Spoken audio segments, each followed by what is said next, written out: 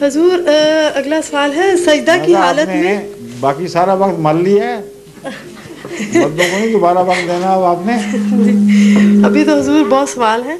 अच्छा जी, ये अगला सवाल है, सजदा की हालत में दुआ करते वक्त दुआ शुरू करने से कबल इंसान कबल तस्बीह और दुरूद शरीफ पढ़ सकते हैं या नहीं?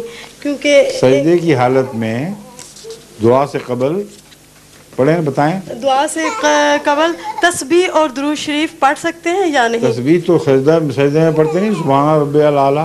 दुआ वो तस्बीह नहीं होती तो और क्या होती है? हैं? दुरूद शरीफ। दुरूद शरीफ अपने अल्फाज में पढ़ना मना नहीं है जी।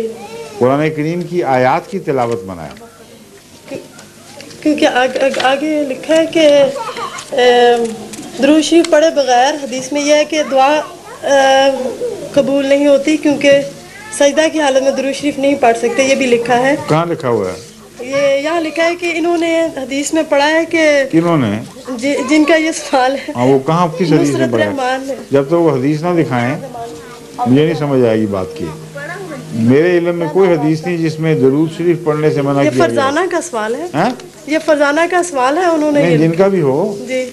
मेरे इल्म में कोई ऐसी हदीस नहीं, मुझे याद नहीं है बहरहाल, जिसमें ये लिखा हो कि सजदे में दुरूद नहीं पढ़ा जा सकता।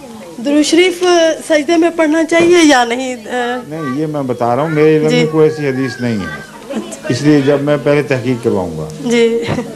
कुरान के मुतालिक मुझे वाज़ेह इल्म है कि हज़रत सल्लल्लाहु अलैहि वसल्लम मना फरमाया है कि सजदे की हालत में कुरान की तिलावत नहीं करनी।